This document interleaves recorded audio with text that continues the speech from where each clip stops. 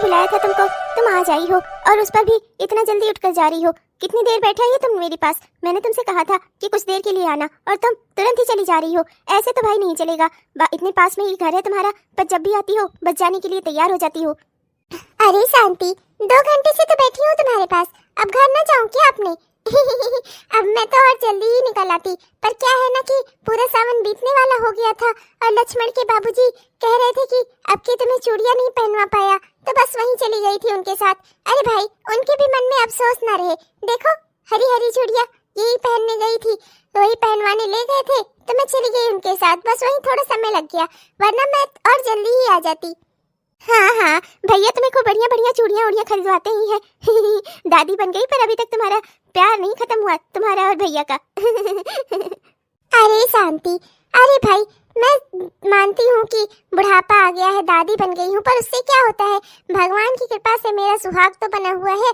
तो उन्होंने जैसे ही कहा कि मैं तुम्हें सावन में हरी चूड़ियां पहनवाने ले चलूंगा, बस मैं खुश हो जाती हूँ। तुम तो जानती हो, इतने सालों में आज तक एक भी सावन ऐसा नहीं बीता जब वो मुझे चूड़ियां पहनवाने ना ले जाए। तुम नहीं गई अब की भैया के साथ? अरे कहाँ, मुझे कहाँ फुर्सत मिलने वाली है। तुम भी जो बात कर रही हो, और ना ही तुम्हारे भैया को इतनी छुट्टी है, वहाँ शहर में पड़े रहते हैं, यहाँ आने की उनके पास टाइम ही नहीं है। तो कहाँ वो मुझे ले जाएंगे चूड़ियाँ उड़ियाँ पहनवाने? हाँ, नहीं तो जो घर में पड़ी रहती हैं लाल पीली, और बहुत ज्यादा होता है, मन करता है तो बहू बेटा कभी शॉपिंग करने जाते रहते हैं तो उन्हीं से मंगवा कर पहन लेती हूँ। हाँ, वैसे बहू ला कर देती है मेरी, बस वही यही हाल है ना। बड़ी बहू तो वैसे ही हर जिम्मेदारी अपनी उठाती ही है, जो भी कहो ना उससे एक हाथ आगे ही उसकी संभालने की आदत है। सारा काम घर का देखना रेखना सब उसी के भरोसे है। मैं तो भाई धन्य हो गई ऐसी बहू पाकर। हाँ वो तो है, पर तुम्हारी छोटी बहू अपने ससुर जी की सेवा कर रही है, ये भी बढ़िया है। बड़ी बहू सास की सेवा करे और छोटी बहू अपने ससुर जी की सेवा करे, बढ़िया तो है।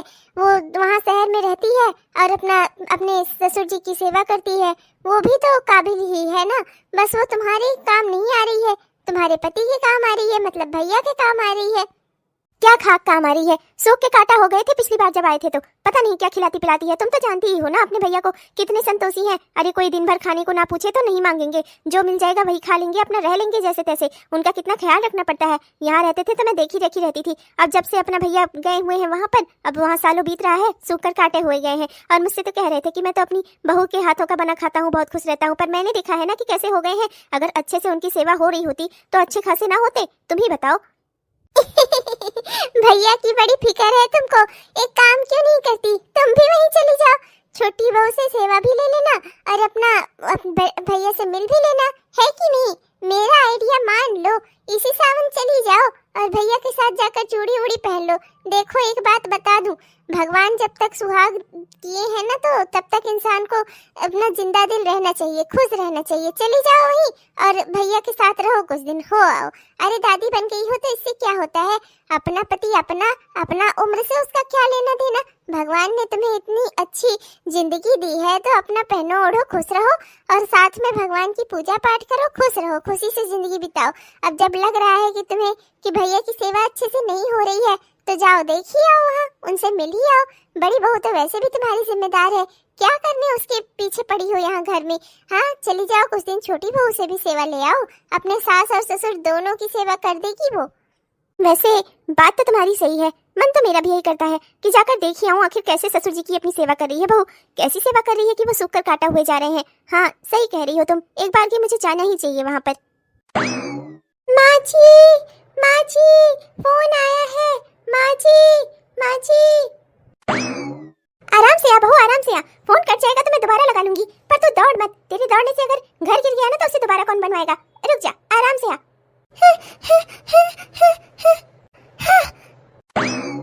लीजिए माँ जी, बात करिए, पापा जी का फोन है। अच्छा, हेलो, अरे हेलो, अरे कहाँ गए? अरे फोन लगा के सो गए क्या? अरे वो कुछ नहीं, तुम्हारे पास फोन लगाया था बताने के लिए।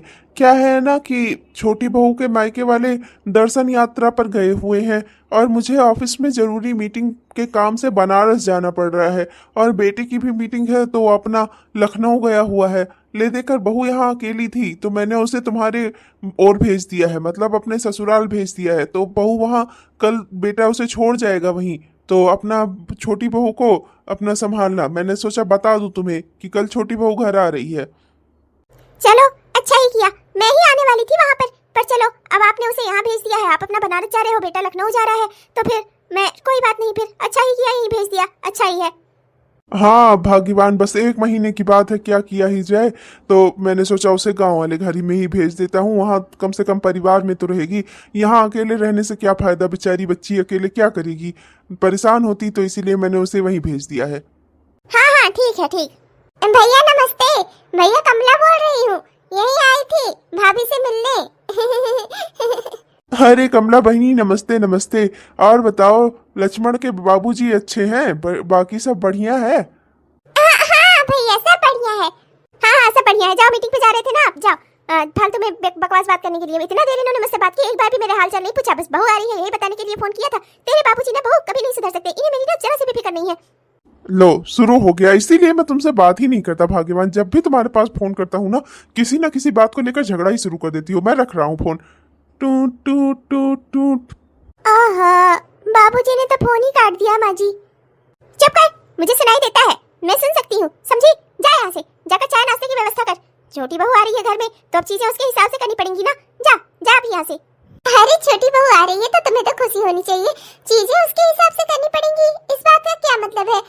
देखो शांति, वो भी तो तुम्हारे ही परिवार का सदस्य है, कोई बाहरी आदमी तो आ नहीं रहा है, कोई मेहमान तो आ नहीं रहा है, तुम ऐसा बिहेव क्यों कर रही हो? और फिर अपनी बड़ी बहू की तो अभी बहुत तारीफ कर रही थी तुम, और अभी उसे इस तरह से डांट रही हो। अरे अब तुम्हें क्या ही बताऊं, सबके साथ एक जैसा नहीं रहा जा सकता ना।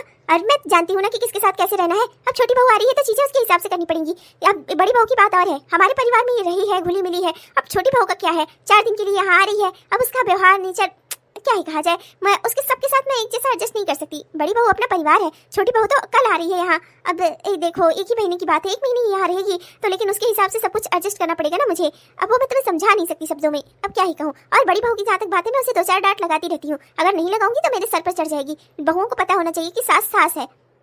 अब जिसके साथ जैसे रहना हो भाई, तुम जानो मेरी भी 3 बहुएं हैं, 3 की तीनों बाहर रहती हैं, लेकिन घर आती हैं तो भाई घर है उनका, उनका अपना परिवार है। मैं उनसे बिल्कुल भी कुछ चीजें छिपाती नहीं, बिल्कुल परिवार की तरह रखती हूँ। अरे मेरे घर की सदस्य है, अब क्या दिन भर मैं और देखने लायक रह जाऊंगी? हाँ नहीं तो लक्ष्मण के बाबूजी तो हमेशा कहते हैं कि बहुओं को सब कुछ समझने दो, सीखने दो। मैं उन्हें पूरा खुला माहौल देती हूँ, बस यही कह रही थी तुमसे। बाकी तुम्हारी इच्छा, जो तुम्हें ठीक लगे। हाँ हाँ वो अब मैं सब समझती हूँ। देखो, छोटी बहू की बात अलग है और बड़ी बहू की बात अलग है। बड़ी बहू ये पूरा घर संभालती है, उसकी बात और है। उसे चीजें छिपाकर मैं लेकर कहाँ जाऊंगी? उसे तो हर दिन यही रहना है ना। और छोटी बहू का क्या है, 1 ही महीने के लिए तो आ रही है, जैसे तैसे रहेगी, अपना 1 महीने बाद चली ही जाएगी। हाँ भाई तुम्हारी लीला तुम ही जानो शांति, मैं तो चलती हूँ, बाय बाय। अच्छा भैया का फोन आया तो मुझे जरूर बताना, हाँ बुलवा देना, मैं बात कर लूँ भैया से। जब से गए हैं बरेली तब से उनसे कभी ना बात होती है, और मुलाकात का तो सवाल ही नहीं। हाँ हाँ बुला दूंगी। करम जली नहीं तो मुँह से भैया भैया करती है, और जब देखो तब मेरे पति के पीछे पड़ी रहती है। अरे बुढ़ापा आ गया, बस औरत की रंगीनियां नहीं खत्म होती। हरी चूड़ियां, हरी ये वो, पता नहीं क्या क्या बोलती रहती है। ऊपर से जब देखो तब उनसे ही बात करना रहता है इसको। मुझसे नहीं बात करती, मुझसे बात करके इसका पेट नहीं भरता। भैया से बात करा दो, मुझसे भैया भैया बोलती है, पर मुझे तो शंका होती है इसके ऊपर। कितनी बढ़िया रील है। करमजली नास्पिटी, आज घर में चूल्हा बंद है क्या? जो तू यहाँ आकर बैठकर अपना मोबाइल पर रील देख रही है, हाँ? खाना वाना नहीं बनेगा आज? हो गई तेरी किचन से छुट्टी? माँ जी मैंने सुना छोटी बहू आ रही है ना, तो मैं तो उसकी जेठानी हुई ना, तो आज से तो वो काम करेगी ना, शाम का खाना वही बना लेगी। तो मैंने सोचा कि बैठकर मैं थोड़ी देर रील ही देख लेती हूँ। क्या कहती है माँ जी? आइए ना मेरे बगल बैठिए, मैं आपको भी रील दिखाती हूँ। अरे ओ रील की महारानी, जा जाकर चुपचाप से किचन में काम कर। पता नहीं क्या उस नई नवेली लड़की को मैं अपनी किचन में घुसाऊंगी। हाँ नहीं तो 1 महीने के लिए आ रही है, रहकर जाने दे उसे किसी तरह। मैं उसके अपनी किचन में नहीं घुसा सकती, सबके लिए किचन नहीं है, समझी? जा जाकर अपना काम कर। ये क्या बात हुई माँ जी? अब वो भी तो इस परिवार का सदस्य है। माना कि छोटे भैया ने अपने मन से शादी की थी, पर आपने भी तो उस शादी को अपनी मंजूरी दी है ना। तो अब जो भी हो, वो इस परिवार की, इस घर की छोटी बहू है, तो अपना घर में घर के जैसे लोगों के जैसे रहे ना। आप उसे ऐसा क्यों कह रही हैं किचन में नहीं घुसे? अरे किचन में नहीं घुसेगी भाई, क्यों नहीं घुसेगी? उसका घर है, उसका ससुराल है। तो चुप कर, मैं तेरी सासू की तो मेरी सास है जो मुझे रास्ता दिखा रही है। करमजली नहीं तो बस खाना बनाने से छुट्टी मिल जाए इसे। जा जाकर चुपचाप से काम कर। अपना घर परिवार कैसे संभालना है ना, वो मुझे अच्छे से आता है, तुझसे पूछने की जरूरत नहीं है मुझे। और एक बात अच्छे से बता दूं, अगर तू मेरे बड़े बेटे की पसंद ना होती ना, और अगर तू मेरी भी पसंद ना होती, तो आज तेरी भी वही दशा करती मैं जो अपनी छोटी बहू की करने वाली हूँ मैं। हाँ नहीं तो उस लड़की ने मेरे बेटे को फंसाकर उससे शादी कर ली, तो इसका ये मतलब नहीं है कि मैं उसे अपनी बहू मान लूंगी, घर के हर कोने कोने में घुसाऊंगी। वो मेरे परिवार की कोई नहीं है। हाँ, बेटे की जिद के आगे मुझे झुकना पड़ा और मैंने इस शादी को अपनी मंजूरी दे दी, पर इसका ये मतलब नहीं है कि मन से भी मैं उसे अपनी बहू ही मानती हूँ। समझी? तो जा जाकर किचन में अपना काम को संभाल और आइंदा से मुझसे कभी ये मत कहना कि वो मैं उसकी जेठानी हूँ तो देवरानी से बनवाकर खाना खाऊंगी। हाँ नहीं तो एक ही महीने की बात है, करके खिला देगी तो घिस नहीं जाएगी। कसम से दोस्तों, ये बुढ़िया ना, इसने ना मेरा दिमाग खराब करके रखा हुआ है। भगवान कसम से, आज अगर इतना गुस्सा आ रहा है ना कि मन तो कर रहा है कि मैं ही इसका गला दबा दूं। ये बुढ़िया मुझे चैन से बैठी कहीं देख ही नहीं सकती। आप बताओ, अच्छा खासा इस घर में एक काम करने वाली आ रही है, पर नहीं, इसे ना मेरे हाथों का ही बना हुआ खाना है। मैं क्या करूं इस बुढ़ी का? इसका आधा ही मैं खाती हूँ और मैं फैलकर फुटबॉल हुई जा रही हूँ, और ये बुढ़िया रोटियां पे रोटियां खाती जाती है, पर पता नहीं कैसे इतनी पतली दुबली बनी हुई है। क्या ही करूं मैं? भगवान भी ना खाने वालों को खाना नहीं लगाता, जो नहीं खाते ना उन्हीं का पेट बाहर आता है। अब खड़ी क्या है? जा यहाँ से। हाँ हाँ माँ जी, जा रही हूँ। रोटियों के बंडल जो सेकने हैं मुझे, बैठने की कहाँ फुर्सत है मुझे। आप मुझे बैठने दोगी तब ना। करम जली नहीं तो नाक में दम करके रखा हुआ है इस बहू ने मेरे। अब क्या करूं? जैसी भी है, मेरी ही पसंद है तो मैं किसी से कुछ कह तो सकती नहीं ना। कुछ लोग कहेंगे छोटी बहू इनकी पसंद की नहीं है तब इनका मुंह बना हुआ है, बड़ी बहू तो मेरी पसंद की है, तब तो इससे मुझे खुश रहना चाहिए ना। लोगों से तो मैं बता भी नहीं सकती कि ये क्या क्या करती रहती है घर में। माँ नमस्ते। नमस्ते माँ जी। खुश रहे बेटा, खुश रहे मेरे लाल, मेरे आंखों के तारे, मेरे जिगर के टुकड़े। बेटा तेरे बिना इतने इतने दिन बीत जाते हैं ना, तेरी शक्ल देखे हुए मैं इतनी परेशान हो जाती हूँ, कितना दुखी हो जाती हूँ मैं। काश तू भी यहीं रह रहा होता, कितना अच्छा लगता मुझे। अरे माँ, आप तो जानती ही हो ना, वहाँ शहर में मेरा काम है और फिर पिताजी के काम में हाथ बटा देता हूँ तो और ज्यादा अच्छा हो जाता है। माँ जी नमस्ते। हाँ हाँ, सारा सुहागन रहो। चल मेरे बेटे, आज ना सारा खाना तेरी पसंद का बनवाया है मैंने। चल चल कर खा ले, तभी मैं तुझे यहाँ से जाने दूंगी। हाँ नहीं तो मेरी बात मान ले तू, मैं तुझे यहाँ से कहीं से जाने भी नहीं दूंगी। हाँ, अपने मन से मैंने अपने हाथों का हलवा, मटर पनीर की सब्जी और पूरी बनाई है जो तुझे बेहद पसंद है। चल खा ले, चल आ बेटा आ। थैंक यू सो मच माँ। ये क्या बात हुई? मैं तो यहाँ इस घर में अकेली खड़ी रह गई, मुझे तो किसी ने अंदर आने तक को नहीं कहा। अपने बेटे के साथ माँ जी अंदर चली गई, ये भी अपना अंदर चले गए। किसी को मेरा ख्याल तक नहीं आया कि मैं भी आई हुई हूँ। माँ जी ने तो मुझसे एक बार अच्छे से बात भी नहीं की, आशीर्वाद तक नहीं दिया मुझे अच्छे से उन्होंने। ऐसा क्यों कर रही है माँ जी? आखिर मेरी शादी को तो बाद में माँ जी ने मंजूरी दे दी थी ना, तभी तो हमारी शादी खुशी खुशी हो सकी थी। फिर अब क्या बात हो गई? क्या माँ जी ने मुझे अभी तक अपनाया नहीं है? ऐसा क्यों है? यहाँ कब तक खड़ी रहूंगी? मुझे भी अंदर चलना ही होगा। एक बात तो अच्छे से समझ चुकी हूँ मैं, इस घर में ना सिर्फ खाने वाले लोगों की संख्या ही बढ़ेगी, बनाने वाला कोई नहीं होगा। बनाने के लिए मैं हूँ ना। माँ जी मेरे अलावा किसी और की ड्यूटी लगने ही नहीं देंगी कभी।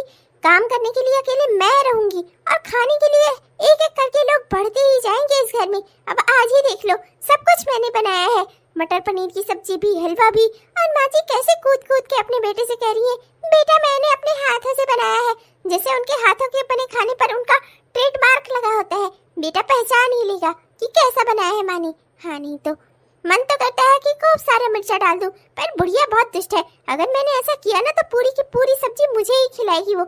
इससे अच्छा है जैसे जो चल रहा है चलने दूं, बनना ही पड़ेगा मुझे नौकरानी। ये बुढ़िया मुझे अपनी जिंदगी खुशी से जीने ही नहीं देगी। नमस्ते दीदी।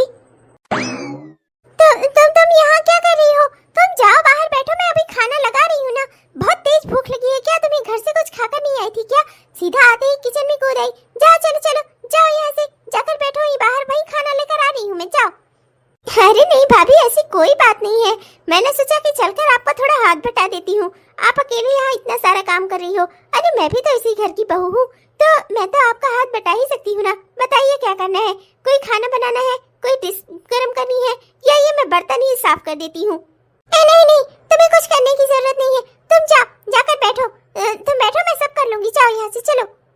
अरे पर क्यों भाभी, मेरी बात तो सुनिए। नहीं नहीं, चलो चलो चलो चलो बाहर चलो। हे भगवान, अभी तो वो बुढ़िया मेरा नरक कर देती, मेरा जीना हराम कर देती। वो बहू किचन में कैसे घुस आई छोटी, तुम देख नहीं रही थी? अरे तुम्हारी क्या जिम्मेदारी है? बुढ़िया ने तो कसम खाई है ना सारी सेवा मुझसे ही कराएगी। मेरा तो बड़ा दिल कर रहा था कि छोटी बहू इस घर में काम करे, सेवा करे बुढ़िया की, पर नहीं, बुढ़िया को तो सारी सेवा मेरे ही हाथों से आती। हे भगवान, मैं क्या करूं इस बुढ़ी का। अरे भाभी, मुझे किचन से इस तरह से बाहर क्यों निकाल दिया आपने? भाभी। अरे क्या हुआ, तुम अभी से ही रोने लग गई? अरे अभी तो मैं गया भी नहीं था, बस 1 ही महीने की तो बात है। और फिर कहाँ तुम्हें अकेले छोड़कर जा रहा हूँ? पूरे परिवार में तो छोड़कर जा रहा हूँ। मेरी माँ है, भाभी है, सब तो हैं यहाँ पर। सबके साथ रहना, सबके साथ बातचीत करना, खुश रहना, दिक्कत की क्या बात है? अब इनसे क्या ही कहूँ, इनकी माँ तो अभी तक मुझे अपना ही नहीं पाई है, तो फिर कहाँ से वो मेरा परिवार हो गया। पर ये अपनी मीटिंग पर जा रहे हैं, मैंने कोई टेंशन देकर नहीं भेज सकती, इसलिए कोई बात नहीं, सह लूंगी किसी तरह। 1 ही महीने की तो बात है। क्या हुआ? जानती हो, माँ ने बहुत अच्छी सी मटर पनीर की सब्जी, पूड़ी और क्या कहते हैं, हलवा बनाया है अपने हाथों से। मैं तो खा चुका, तुम अपना इधर उधर में लगी थी, तो मैंने सोचा तब तक मैं खा ही लेता हूँ। अब चलो ठीक है, मुझे देर भी हो रही थी तो मैंने खा लिया है, अब मैं निकलता हूँ। और तुम अपना घर पर रहना, माँ के साथ अच्छे से रहना, माँ की सेवा करना, आखिर बहू हो इस घर की, ठीक है? अच्छा माँ, चलता हूँ फिर मैं। हाँ हाँ बेटा, अपना ख्याल रखना, खूब खुशी खुशी जाना और खुशी खुशी वापस आना। जाओ मेरे बच्चे। बड़ी बहू, ओ बड़ी बहू, जरा मेरे लिए तेल गरम कर दे, मेरे पाँव में लगा दे। आजकल ना पाँव चल नहीं रहे हैं मेरे। ये कैसा परिवार है जब परिवार के लोग ही मुझे अपना नहीं मानते। मेरे पति चले गए, मैं कितनी अकेली हो गई, पर माँ जी ने सांत्वना के 2 शब्द नहीं कहे मुझसे, बस इतना ही बोल देती कि बहू कोई बात नहीं है, 1 ही महीने की बात है, सब कट जाएगा। मुझे सुनकर ही खुशी हो जाती। वैसे तो मुझसे कोई बात नहीं करना चाहता, पर मैं ही कोशिश करती हूँ। माँ जी, ये आम का पेड़ ये आपने लगाया था क्या? कितना बढ़िया है। अच्छा, जब मौसम होता होगा तो इसमें फल भी आता होगा ना। अच्छा माँ जी, आज शाम को क्या खाने में बनना है आप मुझे बताइए, आज मैं आपको अपने हाथों का बनाया हुआ खाना खिलाती हूँ। तुझे इससे क्या फर्क पड़ता है? आम का पेड़ किसी ने भी लगाया हो, जब मौसम आता है वो फल देता है तो मैं भिजवा तो देती हूँ शहर ना। तेरे हिस्से का आम कोई खा नहीं जाता, बड़ा आई है पूछने। और जहाँ तक सवाल है खाने का और नाश्ते का ना, वो तो सब बड़ी बहू देख लेगी, तुझे ज्यादा परेशान होने की जरूरत नहीं है। अपना बैठ उठ, जो करने आई है यहाँ पर वही कर। चिंटू के बच्चे, अभी सुबह सुबह मैंने झाड़ू लगाई थी, अगर तूने जरा सी भी गंदगी फैलाई ना, तेरी दोनों टांगे तोड़ दूंगी मैं। बड़ा आया, देख लो इस बच्चे की हरकतें, जब देखो तब सामान इधर उधर फैलाता रहता है। चल चल कर अपना सामान उठा कर रख यहाँ से, उठा सारा सामान। अरे भाभी, बच्चे को क्यों डांट रही है? बच्चे तो होते ही मासूम और चंचल है, वो खेलेंगे नहीं तो और क्या ही करेंगे। सामान ही रखने की बात है ना, लाइए मैं उठा देती हूँ। नहीं, तुम्हें इस घर का कोई काम करने की कोई जरूरत नहीं है, तुम अपना काम करो। हाँ, नहीं तो मेरे बच्चे का सवाल है, वो गंदगी फैला रहा है, वो मैं देख लूंगी, उसे मैनर सिखाना मेरा काम है, मैं उसकी माँ हूँ। तुम अपना रहो, बस रहो इस घर में, और 1 महीने बाद तो तुम्हें चले ही जाना है। ऐसे कैसे रहूंगी मैं 1 महीना इस घर में? इस घर के लोग मुझे अपना समझते ही नहीं है। माँ जी अपना मुझसे कोई काम करने नहीं देती मुझे, ना ही इस मोहल्ले के किसी लोगों से मेरा अर्चे पर्चे करवाती है। मोहल्ले का कोई आता है, मैं पूछती हूँ कौन है, तो माँ जी कहती है बस ऐसे ही है, किसी से ना मिलवाती है, ना किसी से मेरा पर्चे करवाती है, ना ही किसी को मुझे बताती है कि ये कौन है। और माँ जी भाभी जब आपस में बातें करती रहती हैं, मैं वहाँ पर पहुँच जाती हूँ तो माँ जी शांत हो जाती हैं। ये लोग मुझे अपना नहीं मानते, इस परिवार में मैं कैसे रह पाऊंगी? भाभी मुझे किचन में नहीं घुसने देती, किसी काम को हाथ नहीं लगाने देती। ऐसा मेरे साथ ये लोग क्यों कर रहे हैं? अगर ये लोग मुझे नहीं अपना पाए थे तो इन्होंने मेरे पति से क्यों नहीं बताया? क्यों झूठ बोला उनसे कि हमने इस शादी को अपनी मंजूरी दे दी है? क्यों? 1 महीने बाद। अरे बेटा, आप जो भी कहो, मेरा परिवार हो तुम लोग, आए और इसी तरह चले जा रहे हो, मुझे क्या अच्छा लग रहा है? अरे 1 महीने के बाद तू आया, अपना पत्नी को ले रहा है और चला जा रहा है, और तेरे बाबूजी को भी देख ले, ये भी अपना 1 दिन को भी नहीं रुकते, बस जैसे आते हैं वैसे ही जाने के लिए तैयार हो जाते हैं। अरे ये भी तो तुम्हारे घर है, रहो तुम लोग, रुको कुछ दिन, अच्छा लगे मुझे भी। अरे भाग्यवान, हम भले ही ना रुके हों, हमारी बहू तो थी यहाँ 1 महीना। अपनी बहू के साथ तो तुमने खूब अच्छा समय बिताया होगा ना। अब शिकायत मत करना कि छोटी बहू के बारे में मैं कुछ जानती ही नहीं कि कैसे वो सेवा करती है आपकी। देख लो, दुबला पतला नहीं हूं मैं, ठीक ठाक हूँ, हाँ अच्छा खासा हूं मैं। मेरी बहू बहुत अच्छे से सेवा करती है, अब तो तुम्हें पता चल ही गया होगा कितनी अच्छी सेवा करती है ये। अरे पिताजी, आप माँ को जानते नहीं क्या? माँ ने तो मेरी पत्नी की अपनी सेवा कराने से ज्यादा ना इसकी सेवा की होगी। अच्छा माँ, हम चलते हैं। और एक बात माँ, 15 दिनों के लिए कम से कम आपको वहां पर आना है। मैं कुछ नहीं जानता, मैं आपके साथ समय नहीं बिता पाया, हमारा वहां पर काम है, मेरा और पिताजी का। हम तो यहाँ आ नहीं सकते। बड़ी भाभी के सर पर यहाँ सारी जिम्मेदारियां हैं, घर संभालना है, चिंटू को देखना है, तो वो भी नहीं आ सकती। पर आप तो आ सकती हो ना, आपको आना है। हाँ माँ जी चली ही जाइए। वैसे भी वो डॉक्टर बोल रहा था बड़े शहर में ही आपका इलाज अच्छे से हो सकता है, वहाँ के डॉक्टर का पता भी दिया है उसने। चली जाइए, कुछ दिन छोटी बहू से भी सेवा करवा लीजिए। लो माँ, अब तो सोने पे सुहागा हो गया, अब तो आप मना कर ही नहीं सकती, बल्कि आप ना हमारे साथ ही चलो। हाँ मैं अभी इनका सामान बांध दिए देती हूँ। हाँ अरे बहू क्या बना रही है? माँ जी मैं छोले और पूड़ी बना रही हूँ, आपको बहुत पसंद है ना। आपको और कुछ खाने का मन हो तो आप बताइए, मैं वो बना देती हूँ। नहीं कोई बात नहीं, आज वही बना दे, मेरा वाकई में मन कर रहा था छोले पूड़ी खाने का। खैर ठीक है। और बताओ यहाँ आसपास कोई किसी से बात नहीं करता क्या? कोई पड़ोसी नहीं आता घर में? हाँ कोई आता जाता नहीं? माँ जी ये तो शहर है, यहाँ हर किसी के पास अपना काम है, कोई यहाँ एक दूसरे से बात करने के लिए फ्री नहीं है। और फिर जहाँ तक सवाल है गांव का, तो गांव में तो लोग अपने घर की बहू से ही बात नहीं करते, तो बाहर वालों से क्या ही बात करेंगे। मैं खाना बना देती हूँ माँ जी। अरे स्नेहा, माँ को ना जो दवाइयाँ दी गई थी उसके रिएक्शन की वजह से ना माँ को बुखार हो गया।